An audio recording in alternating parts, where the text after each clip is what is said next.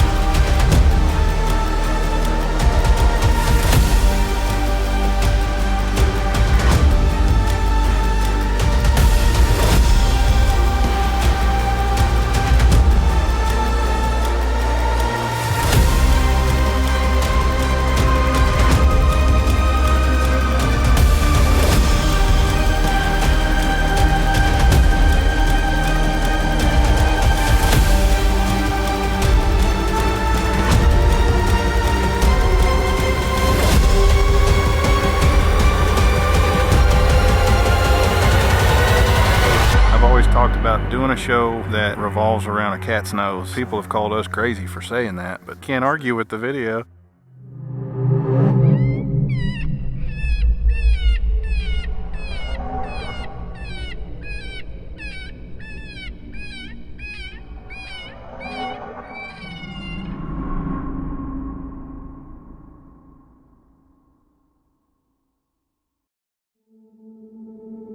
Does the wind matter with a bobcat? That's the question. Well, I guess it really all depends on who you ask. Most predator hunters without reservation will jump right out there and tell you, heck no, we don't pay no attention to the wind with a cat. Well, in their defense, 99% of the predator hunters you ask that question share the exact same theology regarding bobcats and if their nose matters. However, the footage you're about to see will undoubtedly show you a side of a bobcat that's never been seen until now, and at the very least will prove the question at hand can't be answered by a simple yes or no. The answer itself is just more complicated than that.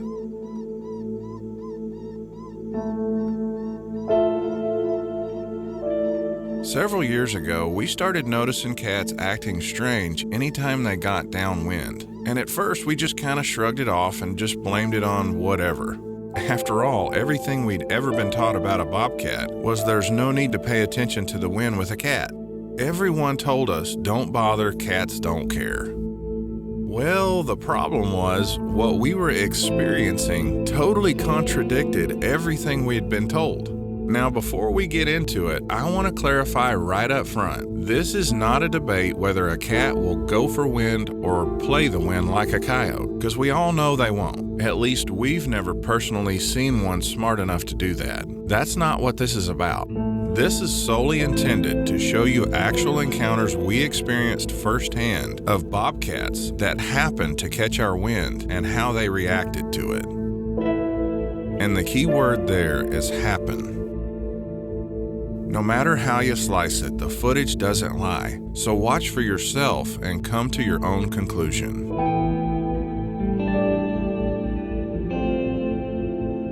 Our intentions aren't to disprove or discredit what other predator hunters have taught based on their personal experiences with cats. We just want to show you ours, so you can make better informed decisions the next time you go out targeting cats in your area.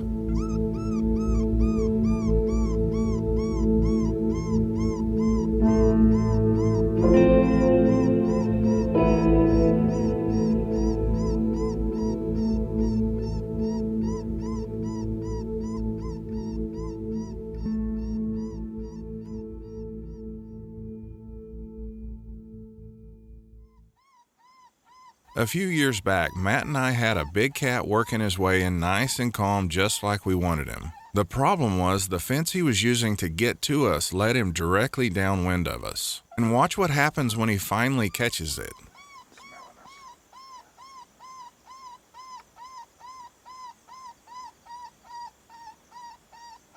And there he goes, all because of our wind. Now, I'm sure some of you are already saying, well, you still could have killed that cat. And technically, you'd be right. But here's what I want you to think about. What if that cat had been in a position we couldn't see him yet and decided to bolt? Now, that I know is a good question. That's what you need to think about. Could you see the cat before and if this happened? Or better yet, what if you could see him and he did that at a distance past where you're comfortable shooting? We actually had that happen one night. Those are questions you really need to ask yourself after seeing how this cat reacted to nothing more than our scent. He went from this, completely calm, to this in a matter of seconds, and you can clearly see him throw his nose in the air and have a complete 180-degree attitude adjustment. Now, I'm no rocket scientist, but when someone tells me all cats don't care about your wind, I personally can't help but refer to specific examples like this where a certain cat obviously did. There's no denying it. When you personally see cats behave this way over and over, the data clearly suggests, yet again, the question at hand can't be answered by a simple yes or no. There's obviously more to it than that. And here in just a bit, we'll tell you exactly what our theory is to what makes some cats care, like this one, and others not give a rip one way or the other. It took us several years to put our finger on it, but I think we may have just figured it out. You know, for the longest, I tried to figure out the reason why. We're apparently the only ones experiencing cats reacting to our scent, and I believe it all boils down to two specific factors. The first factor is simply the amount of time we give a cat before we pull the trigger because we're filming, well beyond what that of a normal hunter would ever give a cat in a typical hunting situation. Their trigger gets pulled much sooner by far than we do when we're filming, and by result, they never get the chance to see cats for the most part behave this way. The sheer nature of what we do as a film crew with every single animal shows us things about them the average hunter just never gets to see. The fact is, most guys pull the trigger the first time they get the chance. We don't, and as a result, we get to see animals behaving in ways you wouldn't expect.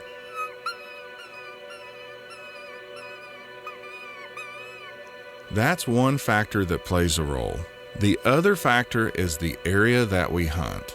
Where we live in Texas has a relatively high population density with lots of houses, literally scattered all over the country we hunt. This, in my opinion, plays a key role in how our cats in our area perceive human scent differently compared to other less populated areas of the country that hunters are encountering bobcats. In other words, if you hunt cats around populated areas like we do, you're more likely to encounter cats who've smelled a human sometime in their lifetime, thus making them more likely to react to it in some fashion when they smell a human again. And inversely, if you primarily hunt in somewhat isolated, less populated areas where a cat could conceivably live his entire life without ever smelling a human, you're way less likely to ever experience a cat reacting negatively to human scent like we do often here in our area. That's our theory, and we're sticking to it. And this cat right here is a great example. In all the years we've been doing this cat is probably the closest we've ever seen one act like a coyote once he got a whiff of us. And I'll also add, at that exact moment in time with that exact cat, we were no less than 200 yards from 3 separate houses as a crow flies. So what's the odds that cat has never smelled a human before? That sucker got a noseful and said, "I'm out of here." It was a big old cat too, with lots of years of smelling humans behind him, I'm guessing.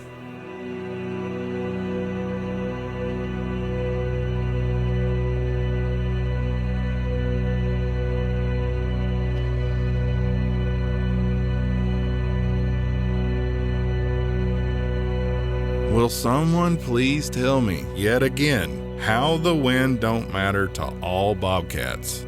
I'm waiting.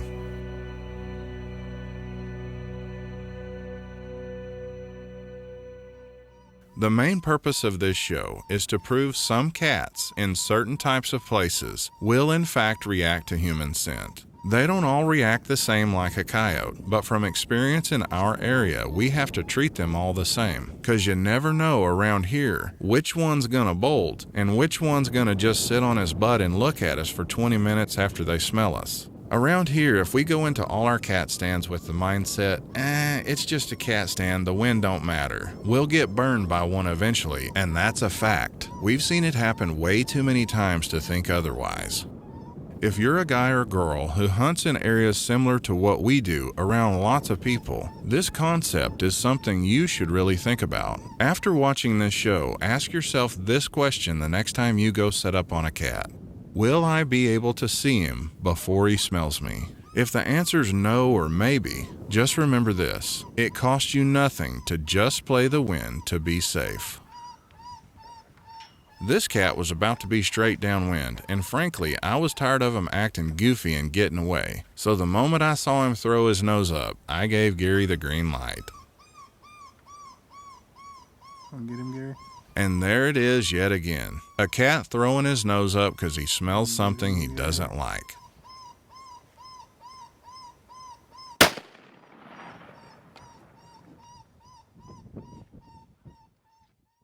Chunky fella. Spotted feller.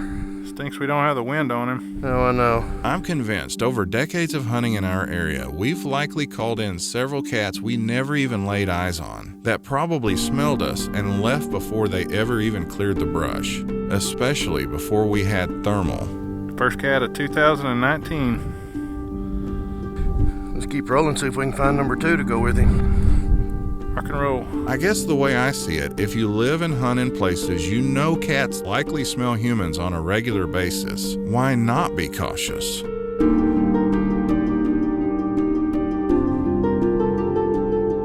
You never know when you'll bump into a smart one who knows exactly what you are the moment your scent goes his way.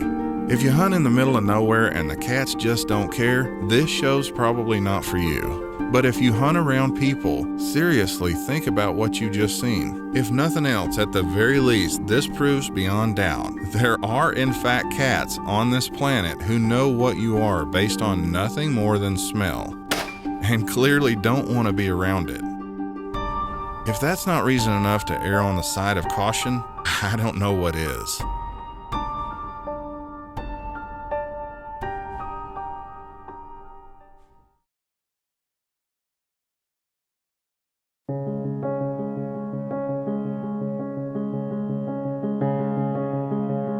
There are some cats even in our area that scent doesn't even bother them at all. Like this big Tom that snuck in on us last year. This sucker's straight downwind at 20 yards getting a noseful, and it doesn't seem to bother him a bit. But out of fairness, we still wanted to show you that even here they don't all react the same.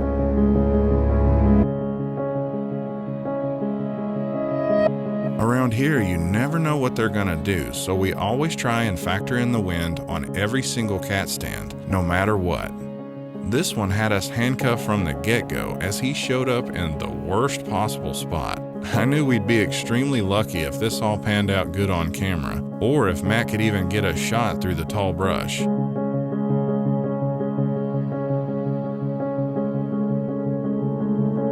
He ends up hitting him a little bit low, and on a big cat like this, they can run a ways on you. If you look close when we slow it down, you can actually see blood shooting out from the exit while he's in midair. Luckily, he'd only made it about 30 yards till it was over. And check this out, we actually got some real cool still photos of this one also that tells the story.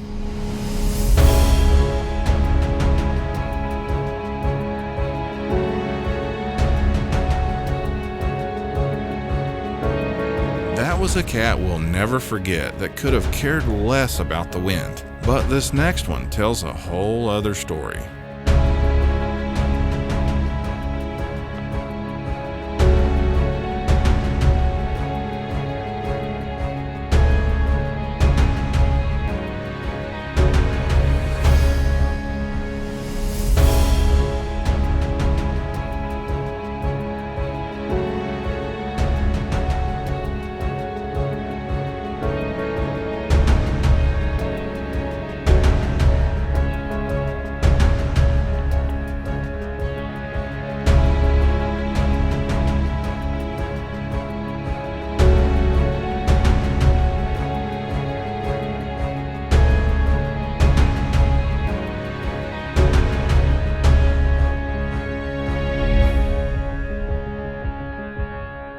As you can see, we have 4 total guys on the ground on this stand.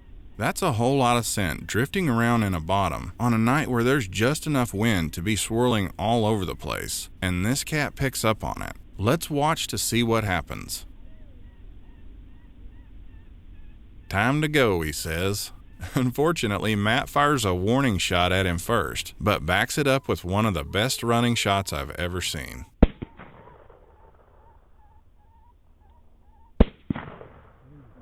Now that's something you don't see every day.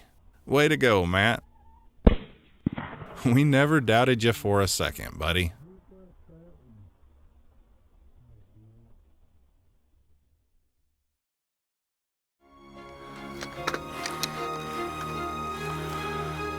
This wind is all over the dang place, man. Yeah, I know it. Top that little hill and it's swirling everywhere. Right now it's blowing straight that way. Maybe it'll stay right there for a little bit. Ronnie and I had a super light wind on this stand, which made it real hard to set up for fear of it swirling at the worst possible moment. When it ain't blowing much at all, it tends to be all over the place. And sure enough, as fate would have it, the stinking wind makes a U-turn at the absolute worst possible moment. Right now it's good. Right, Chris, there. But here in a second, you'll see why we watch the wind with all our cats.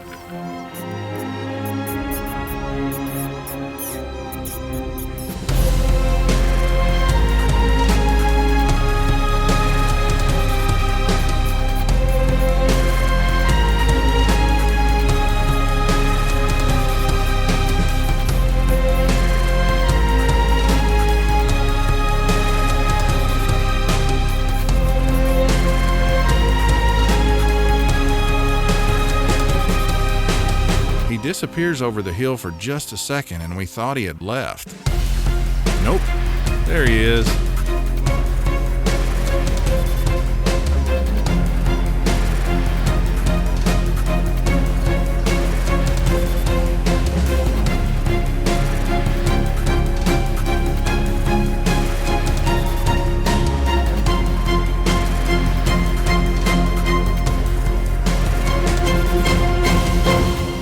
Where everything about his attitude is fixin' to change.